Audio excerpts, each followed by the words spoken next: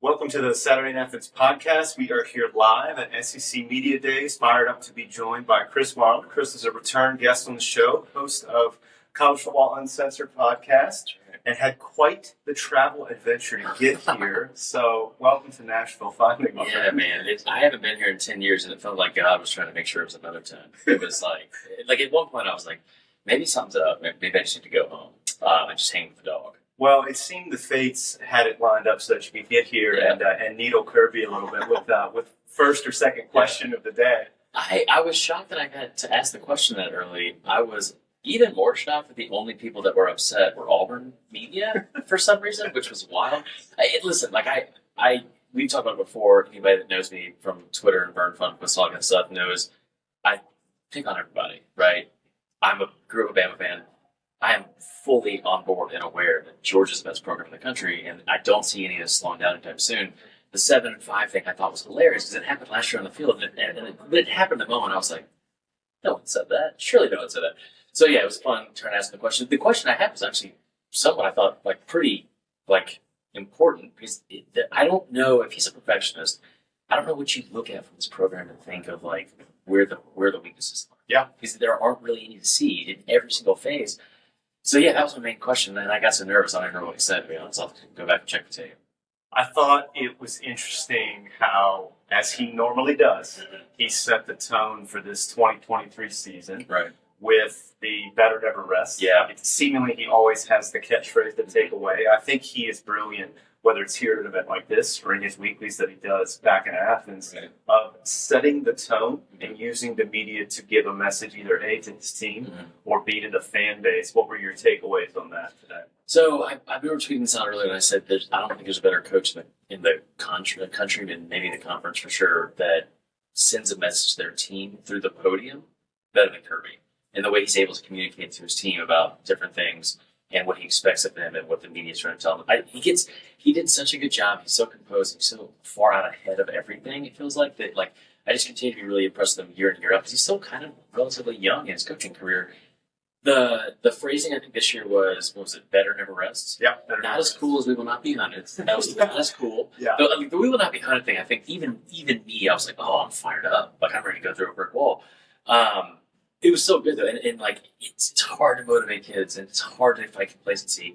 Him using that word repeatedly, I thought was. So some interesting news came out today that transfer from Texas A&M Smoke Buoy has left the program. I found that interesting news drop today, but also, what's your take on that? Do you think it's just a volume thing, where there was not enough reps for him there, or what's your feel on that? Listen, we're still in the Tyke Smith era of Georgia defensive backs. Yeah. People forget about him. If there's anything I'm not worried about, it's Georgia's defense. Whether it's from a coaching up standpoint or a recruiting standpoint, whatever, it was probably the least important thing I've heard today. And that includes my mom calling me to tell me my dog. You know what I mean? It was. I think that there's zero reason to be concerned with it. You talk about he made a point during his podium presser, which was in the COVID year. They've kept 17 of 20 players, but that is unheard of in this day and age of football. You want to compare that to a different coach in Tuscaloosa?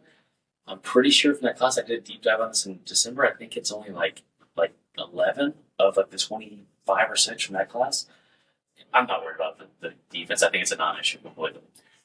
Do you think that, given the enormous pressure that there's going to be coming off back-to-back national championships, which he does have experience with from his time at Alabama, but it seems that Georgia is now trying to climb the same mountain that Alabama has climbed for over a decade, which is maintaining this seemingly unmaintainable level of excellence and success? How do you see the program set up to continue that and to keep climbing?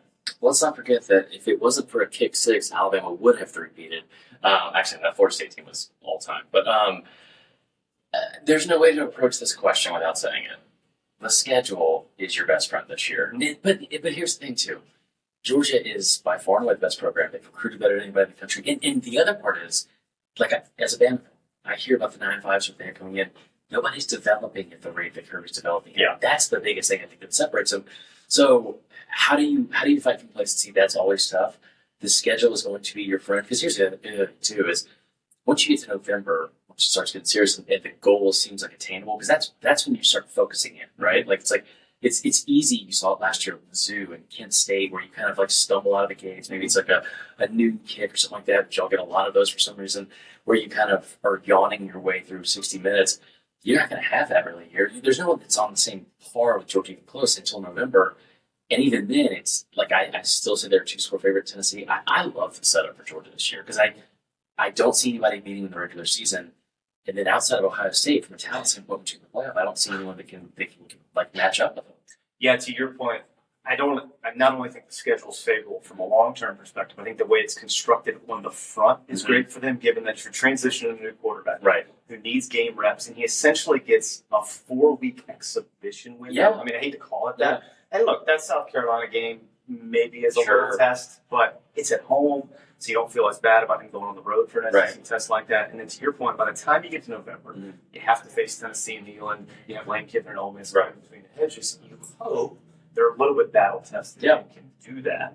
And yeah, I thought that's how it was last year. They flipped the switch. I think Tennessee beat, which to your point, you forecasted very well to the chagrin of a lot of Tennessee fans. Yeah. For me, and I think maybe you've commented on this before, but doesn't that Lane Kiffin coming to Sanford give you a little more nerves than them going to Neyland to play Joe Milton? It does. It does for the standpoint of I saw this last year with Tennessee. And listen, Tennessee last year, I said it over and over in that video, they were a great story. They were a great team. They were not 2019 LSU, and they never were going to be. And I think that they're going to be improved on defense because, like, how else could you not be at this point? Yeah. Joe Milton is not Hendon Hooker. Hendon Hooker is the best quarterback that's ever played statistically in Tennessee, and that includes Peyton Manning. If you look at the numbers, it's not even close. And I'm sure they're different offenses, errors, whatever. Doesn't mean Peyton Manning wasn't great, because I'm sure somebody's going to get upset.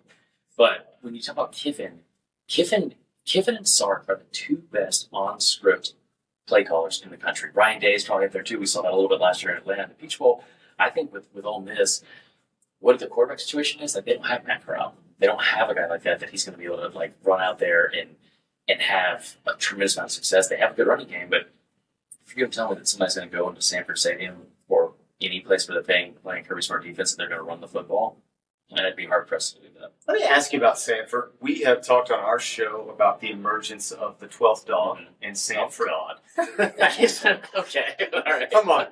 You love it. You're going to start using it now, and we'll be very happy. We're going to hear it on College Football Uncensored, and we're going to get a copyright on that. Okay.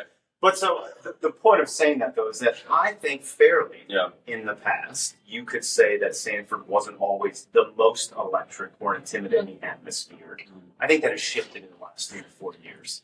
Yeah, I mean, like, I don't remember. I think all of that has been brought up for no reason. Like, I don't really, the whole, I'm not going to say his name because he's an idiot, but the guy from Barstool that brought it up. You can say his name. This is a very PG thing, but there's nothing, I can't say his name without, like, he's an effing idiot. Like what he said, I've gone to games in San Francisco since I was 4 years old, and it's always been pretty electric.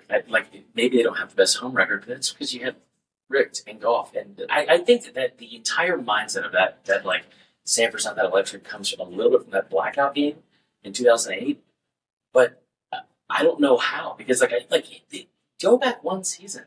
They played Arkansas at 12 o'clock in the afternoon. Yeah. Athens is the best city in America, and best college campus in America. There's 115 bars there, and you get to start a game at noon against the top 10 team, and you beat them 34-0 or 37-0. And they reached decibel level that was like, I think, the best in the nation that year. Yeah. Including whiteout games at Penn State and Neyland and all that kind of crap.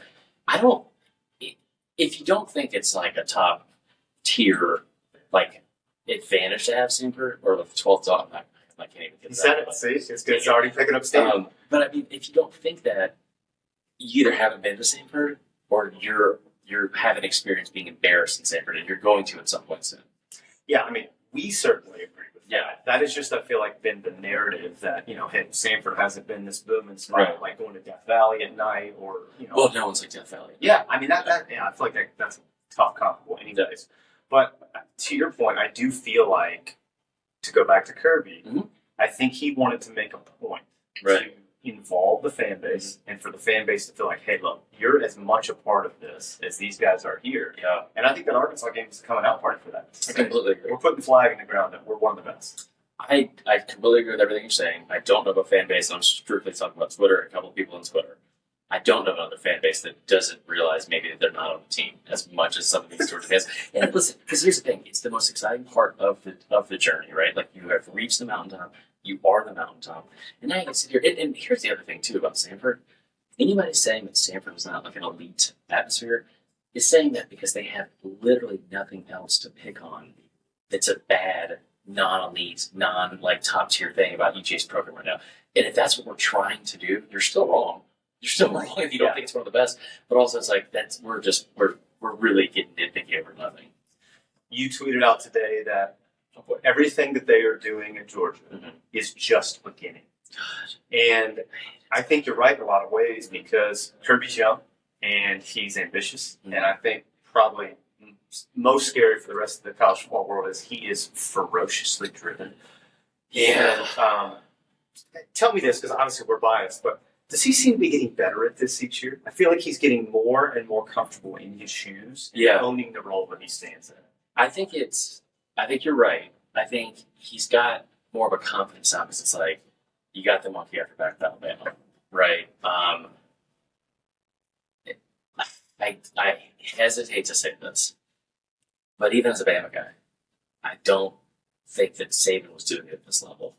And it's not because Kirby isn't there, so let's stop with that. It's because he's like, when they started with the NIL stuff, when they started with the transfer portal, they started with the stuff, early signing day was the first, like, process that I think all this started, which was, you really don't give any time off to these coaches, like at all. Yeah. He mentioned it today in July message. I don't know how he hasn't heard of Christmas in July. Like, it's not on Hallmark every weekend. Thanks, Mom. But, like, they when he was talking about how, or when they brought in the transfer portal, all that kind of stuff, I remember saying, I was like, they're not going to feel bad for any of these coaches because they're millionaires, right?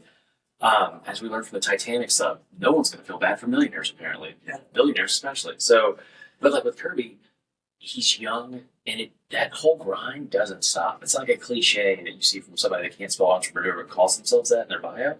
So like that whole thing about, we have to get up and we get the tirelessly recruit and then re-recruit and save your team is a never-ending cycle in college football now.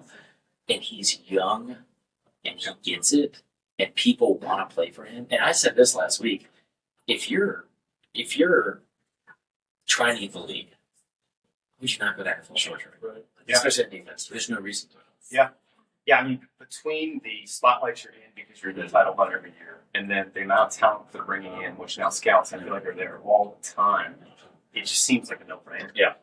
And we've always said that if you were able to put a wall around everything and just keep kids in state, you'd have plenty of success. And seemingly, he's done that in a lot of ways. Even though they're still losing kids from inside the state.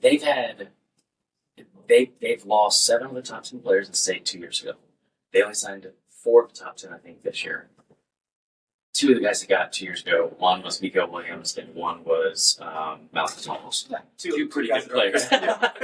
So what I'm most surprised about, I think, maybe with Kirby, and we talk about this on our podcast too, is that he hasn't had to put a fence around the state. Yeah. And it hasn't mattered. Because Georgia is the 3rd most talented state in the country. And if anybody says California, like, what are we doing? Just what are we doing? He hasn't had to do that. He's had to get people to, like, when I was growing up, Georgia being a national brand was kind of a joke, I thought. And now it is every bit of a national brand. And you're going to have kids from all over the country that want to come play for you. And I just don't see it stopping. One of the most exciting things about this week, in particular, SEC Media Days, is it kind of feels like we're not so far away now from the time of year that we all love the most. How much do you love coming to this event, and how fired up for you for 40 odd days from now when college football is back in our living rooms? Yeah, man, this is my favorite week of the year. It is. Because we get to do stuff like this. We don't have to you get to see everybody that you work with, your peers, all that kind of stuff. This is your first time coming, so it's like the coolest. My first time coming here was like the coolest experience ever. It's really incredible. It's so much fun. You get to see people that like that. Usually you just see on social media, right? Yeah. Because that's just the nature of our job now. But getting to talk to the players and the coaches and all that kind of stuff, it's so much fun, and they're so accessible. And it's still July, so you're still in a good mood. Yeah, man. This is my favorite week of the year. rarely have a time where I feel more at home and like in my own element than this, because you don't have to be a big J journalist about stuff like that. Like, which it's a whole other thing.